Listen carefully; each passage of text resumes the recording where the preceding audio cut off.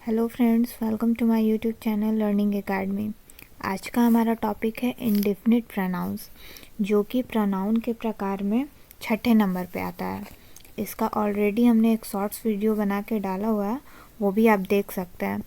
तो indefinite pronoun किसे कहते हैं आज की इस वीडियो में हम पढ़ेंगे। तो चलिए वीडियो को शुरू करते हैं।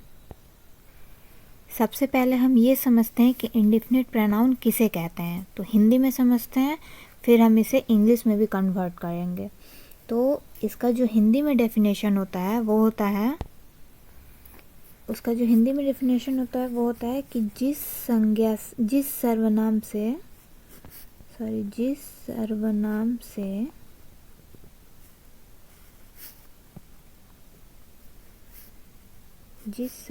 से किसी निश्चित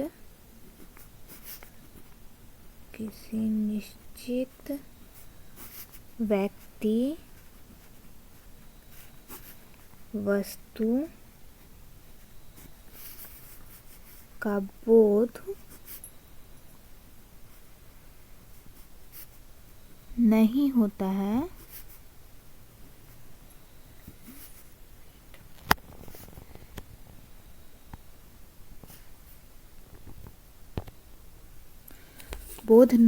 है, उसे इंडेफिनिट प्रोनाउंस कहते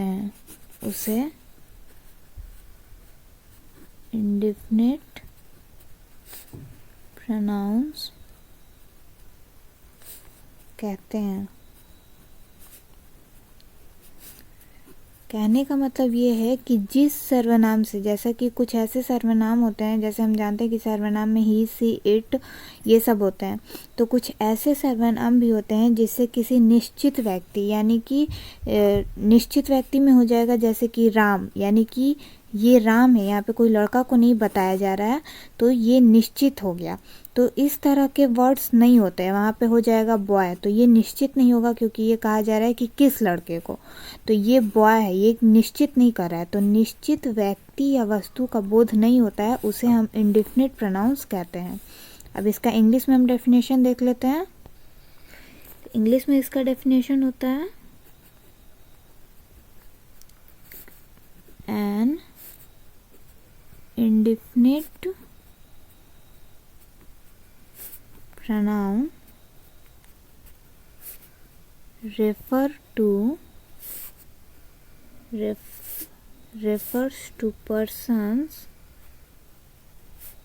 or thing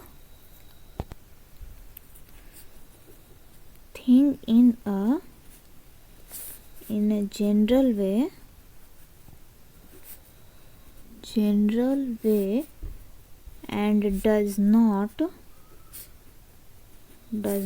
refer to any person or thing in particular.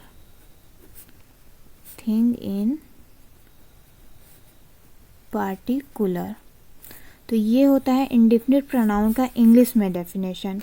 अब इसका आप एग्जाम्पल देख लीजिए तो आपको आसानी से समझ में आ जाएगा। इसका हम एग्जाम्पल देख लेते हैं।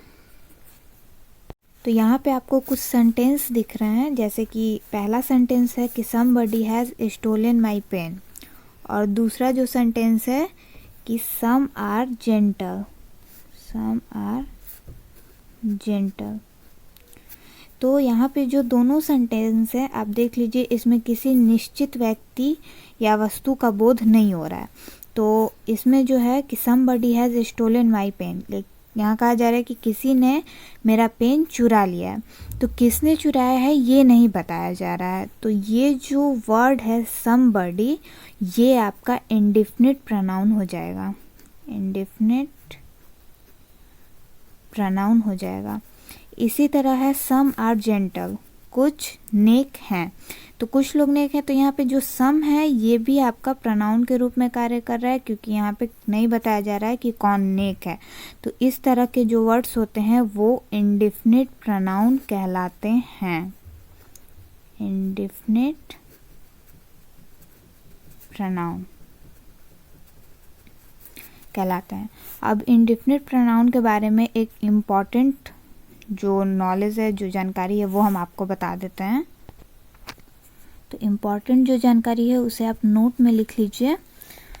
वो है कि कुछ जो ऐसे वर्ड्स होते हैं जैसे कि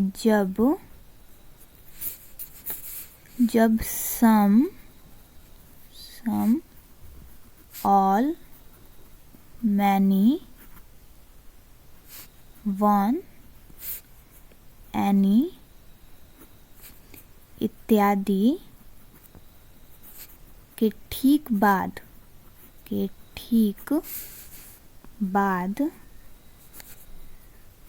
कोई एडजेक्टिव, मतलब कि कोई एडजेक्टिव नहीं, कोई नाउन यानी कि संज्ञा प्रयुक्त रहता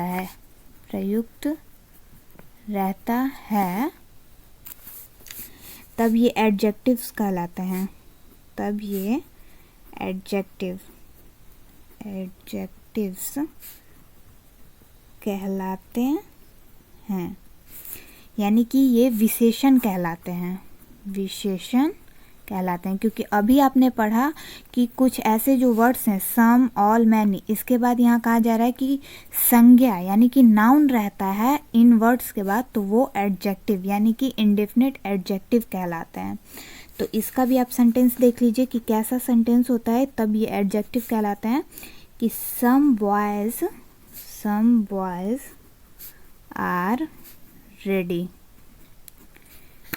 यहाँ पे आप देख सकते हैं कि सम के बाद बॉयज यानी कि नाउन है, तो ये जो सम हो गया वो एडजेक्टिव हो जाएगा। अब आपको क्लियर हो गया होगा कि किसे हम यहाँ पे एडजेक्टिव कह रहे हैं, यानी कि जो प्रोनाउन अभी हमने इंडेफिनिट प्रोनाउन में पढ़ा कि कुछ ऐसे वर्ड्स होते हैं जिससे निश्चित व्यक्ति या वस्तु का बोध नहीं होता है, वो इंडेफिनिट प्रोनाउन कहलाते हैं। लेकिन वही वर्ड के बाद अगर नाउन मिल जाए हमें उस सेंटेंस में, उस वर्ड के बाद नाउन आ जाए, तो उसे हम एडजेक्टिव यानी कि वो एडजेक्टिव कहलाते हैं। तो उम्मीद है आपको इंडेफिनिट प्रोनाउन समझ में आया होगा। अगर आपको कहीं कोई प्रॉब्लम हुई हो, कोई कन्फ्यूज़न हो, तो आप मुझसे कमेंट सेक्शन में कमेंट करके पूछ सकते हैं। और अगर आपको वीडियो पसंद आई हो तो वीडियो को प्लीज़ लाइक करें, शेयर करें और चैनल को सब्सक्राइब करना बिल्कुल ना भूलें। Thank you.